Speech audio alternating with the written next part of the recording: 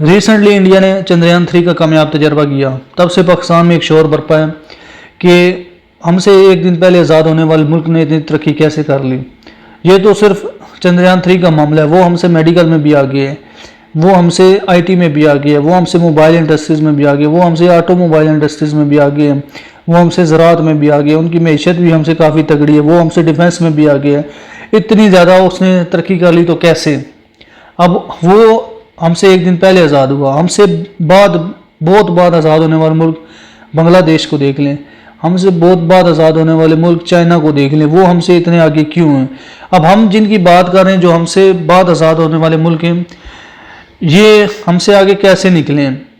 کیونکہ ان کی فوج جو ہے وہ بیرکوں تک محدود ہے، ان کی فوج ڈیفنس تک محدود ہے، ان کی فوج دفاع تک محدود ہے، ان کی اسٹیبلشمنٹ ایجنسیز جو ہیں وہ ملکی سالمیت تک، ملکی دفاع تک محدود ہیں۔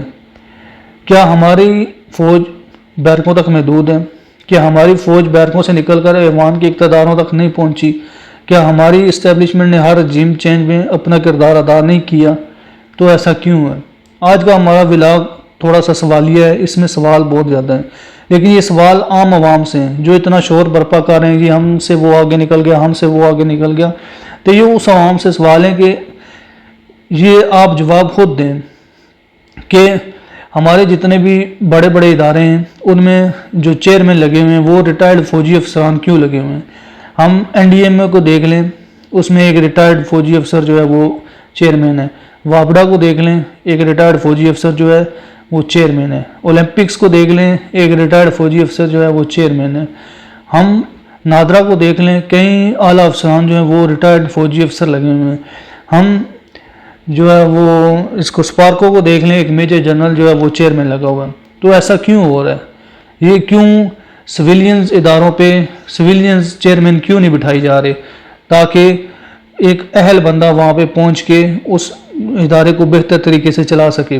ہماری معیشت کی اسٹریٹجی بنائی جاتی ہے، ہماری معیشت کو بہتر، ہم بھی خوش ہوتے ہیں کہ چلے جی ہماری معیشت تو تھوڑی ٹھیک ہو، اس سے کون سا پاکستانی نہیں خوش ہوگا، لیکن اس میں وہ اسٹریٹجی فوج کیوں دے؟ ہم ووٹ جو ہے وہ سیاستدان کو کیوں دیتے ہیں؟ ہمارے مینڈیٹ کا احترام کیوں نہیں کیا جاتا؟ ہماری ووٹ دی ہوئی ووٹ کا احترام کیوں نہیں کیا جاتا؟ ہمارے جو ایوانوں تک پہنچائے ہوئے جو نمائندے ہوتے ہیں وہ اپنا کردار کیوں نہیں ادا کرتے؟ اس کے بعد ہمارے ہاں پاکستان میں زراعت کے اوپر ایک اسٹریٹجی بنتی ہے، گرین پاکستان، زراعت کو جدید ترین کرنے پہ، تو وہ اسٹریٹجی کون بناتا ہے؟ فوج بناتی ہے۔ کیوں؟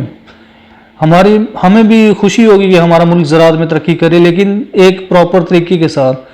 زراعت سویلینز کا کام ہے، وہاں پہ وہ جتنی اسٹریٹجی بننی چاہیے وہ حکومت کے انڈر بننی چاہیے، وہ حکومتی نمائندوں کو جن کو ہم نے ووٹ دے کر وہاں تک پہنچایا ہوا ہے، جن کے ہمارے ساتھ وعدے ہیں کہ جی ہم نے یہ ترقیاں کرنی ہیں، ہم نے زراعت کو بہتر کرنا ہے، جن کے ہمارے ساتھ وعدے ہیں کہ ہم نے معیشت کو ٹھیک کرنا ہے، جن کے ہمارے ساتھ وعدے ہیں کہ ہم نے روزگار مہیا کرنا ہے، جن کے ہمارے ساتھ وعدے ہیں کہ ہم نے تمام اداروں کو ٹھیک کرنا ہے، تو یہ ان کا کام بنتا ہے کہ وہ آئیں اور وہ ٹھیک کریں۔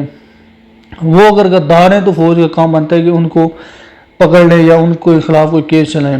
اگر وہ اپنا کام ٹھیک کر رہے ہیں تو ان کو ان کا کام کرنے دیا جائے۔ آج ہم بھی چاہتے ہیں کہ ہماری معیشت ٹھیک ہو، ہم بھی چاہتے ہیں ہماری زراعت ٹھیک ہو، ہم بھی چاہتے ہیں ہمارے ملک میں روزگار کے مواقع ہوں، ہم بھی چاہتے ہیں ہمارے تمام تر ادارے بالکل ٹھیک کام کر رہے ہوں، لیکن ایک پراپر طریقے کے ساتھ۔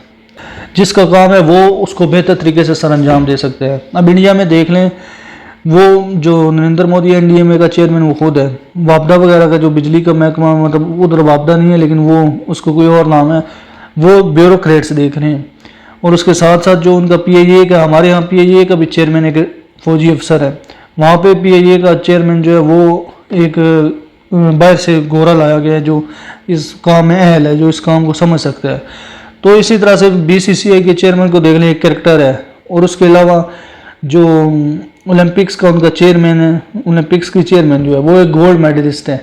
تو اس طرح سے وہ جو بندہ جس کے قابل ہوتا ہے، جس عہدے کے اہل ہوتا ہے، اسی عہدے پہ بٹھاتے ہیں۔ ہاں دنیا یہ کہتی ہے کہ جی ریٹائرڈ آرمی آفیسر جو ہوتے ہیں وہ ڈسپلن ہوتے ہیں، وہ ویل مینرڈ ہوتے ہیں، وہ اچھے طریقے سے اداروں کو چلا سکتے ہیں، لیکن جو قابل اور اہل بندے نیچے بیٹھے ہوئے ہیں، جو سویلینز ہیں جنہوں نے اتنی تعلیم حاصل کی ہوئی ہے، جو اتنے اہل ہوتے ہیں، جو اتنے قابل ہوتے ہیں، ان کے حق کیوں مارے جا رہے ہیں؟